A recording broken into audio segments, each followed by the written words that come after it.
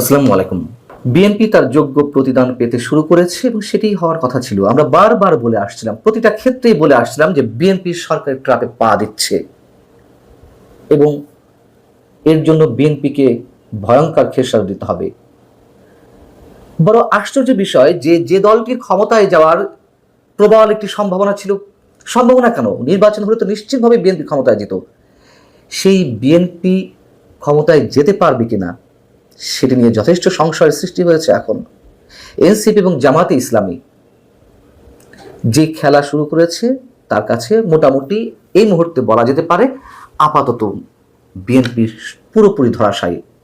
বিএনপির জনপ্রিয়তায় যে প্রচণ্ড ধস নেমেছে বা নামছে, বিএনপি এবং দলের শীর্ষ নেতা তারেক রহমানকে ইঙ্গিত করে সামাজিক যোগাযোগ মাধ্যমে যা যা লেখা হচ্ছে, আক্রমণাত্মক বিক্ষোভ মিছিল হচ্ছে, জনরোষ গড়ে উঠেছে।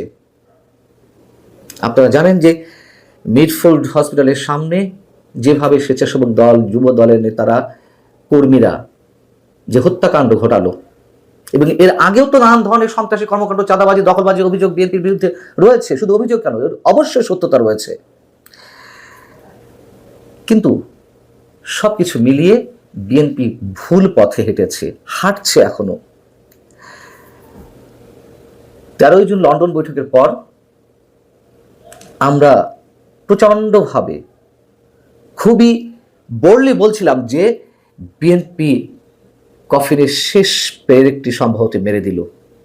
যে আন্দোলন গড়ে উঠেছিল বিএনপির নির্বাচন আদায়ের জন্য ডিসেম্বরের মধ্যে, ফেব্রুয়ারিতে আশ্বস্ত হয়ে, তাও তো সরকার বলেনি যে ফেব্রুয়ারিতে নির্বাচন দেবে, বলেছে হতে পারে, তাতেই বিএনপি ডুগডুগি বাজানো শুরু করে দিল এবং সরকারের সব কাজে ব্লাঙ্ক চেক দিয়ে দিল। 13 জুনের পর থেকে সরকারের প্রতিটি কাজের প্রশংসা করতে লাগলো। ডক্টর মোহাম্মদ ইউনূসের প্রতি তারা যে অগাধ বিশ্বাসের জায়গা থেকে, আমি জানি না যে সত্যি সত্যি বিশ্বাস ছিল কিনা এটি, তারপরে যেই কর্মকাণ্ড তারা আমাদের সামনে শো করছিল, সাধারণ মানুষ হতাশ হয়ে পড়ল যে কিসের কারণে বিএনপি আবারও এ ধরনের ট্র্যাপে পা দিল। সেই বিএনপি এখন কি বলছে, এটাও আমি বলে রেখেছিলাম যে যখন বিএনপি বুঝতে পারবে ট্র্যাপে পা দিয়েছে, তখন বিএনপির ভাষাগুলোর কি হবে, রাজনৈতিক বক্তব্যগুলো কি হবে। কি বলছেন দলের চেয়ারপারসন, সিনিয়র চেয়ারপারসন বা ভারপ্রাপ্ত চেয়ারম্যান তারেক রহমান? তিনি অন্তর্বর্তী সরকারের উদ্দেশ্যে বলছেন, সরকারকে আমরা বারবার বলেছি অন্যায়কারী যেই হোক আমরা প্রশ্রয় দেব না। সরকারের দায়িত্ব হচ্ছে জনগণের জানমালের নিরাপত্তা দেওয়া। সরকারের কাছে আমাদের প্রশ্ন, কেন তাদেরকে গ্রেপ্তার করা হচ্ছে না? অর্থাৎ যারা খুনি, চাঁদাবাজ, তাদের গ্রেপ্তার করা হচ্ছে না।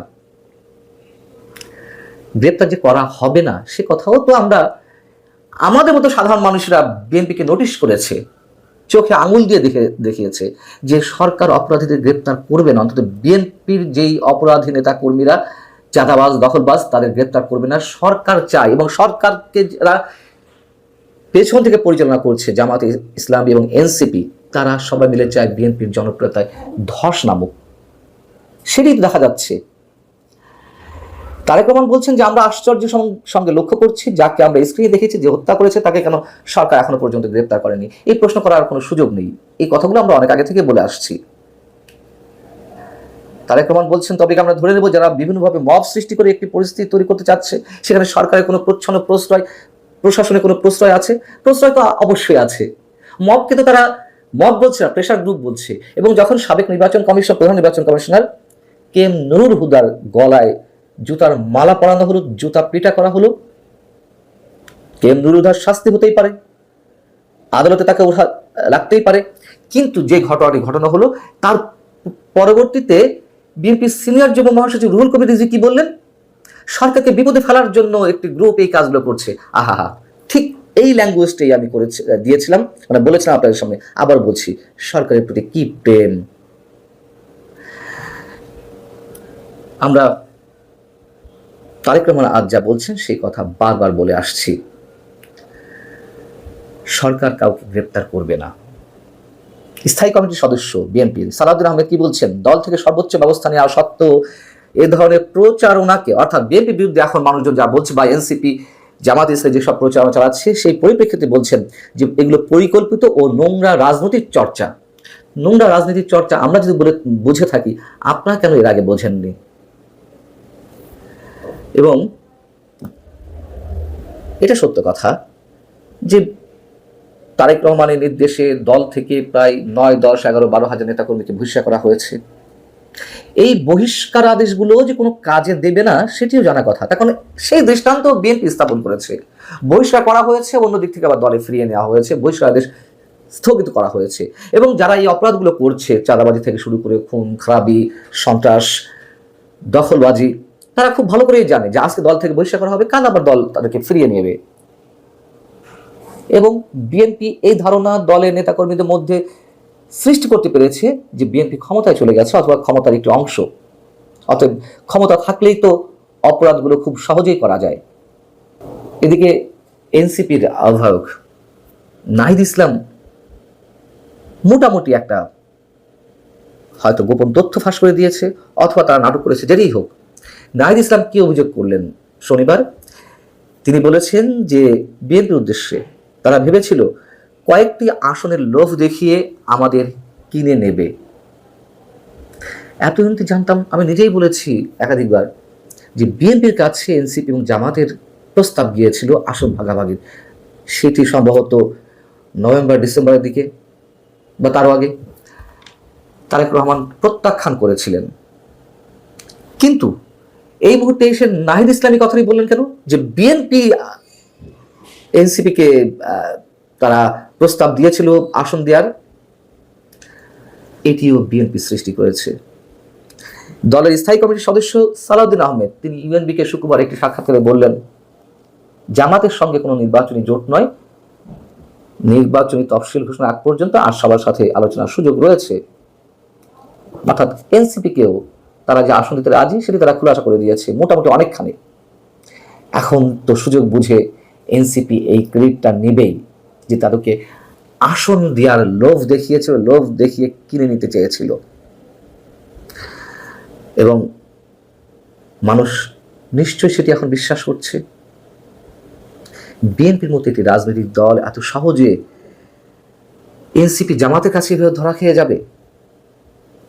ধরা পড়ারই কথা।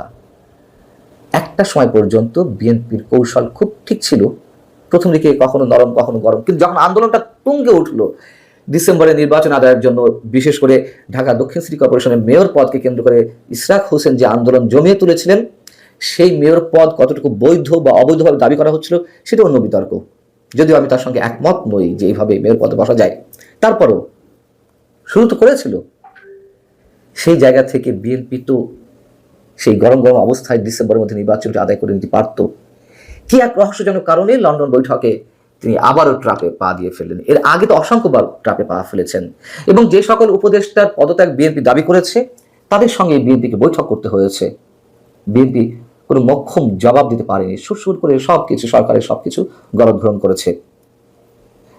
বিএনপি যে বেশি চালাকি করতে গিয়ে বারবার ট্রাপে পা দিচ্ছে, ঠিক এই মন্তব্যটাও আমি এর আগে করেছি, এখনো করছি। এ কথাও বলেছি নির্বাচন যত দেরিতে হবে তত বেশি আওয়ামী লীগেরই লাভ হবে। আওয়ামী লীগ জনসমর্থন বাড়ছে, বিপরীতে বিএনপি জনসমর্থন কমছে।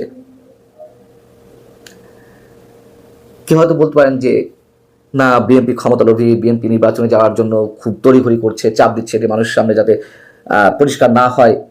দরকার নেই তো, 1 বছর হয়ে গেছে, অনেক সময় হয়ে গেছে, বিএনপি যথেষ্ট সময় দিয়েছিল। তারপরেও ফেব্রুয়ারিতে কেন, কি কারণে, এবং তারপরেও হতে পারে জায়গাটিতে তারা আপোষ করে ফেলল।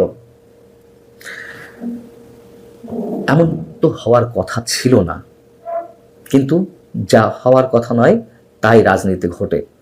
এবং বিএনপি যদি কোনো কারণে ক্ষমতায় যেতে না পারে, হয়তো অনেকখানি চ্যালেঞ্জিং হয়ে পড়েছে, আর একেবারেই যদি না পারে ক্ষমতায় যেতে, তাতেও অবাক হওয়ার কিছু থাকবে না। ভালো থাকুন সবাই, আল্লাহ হাফেজ।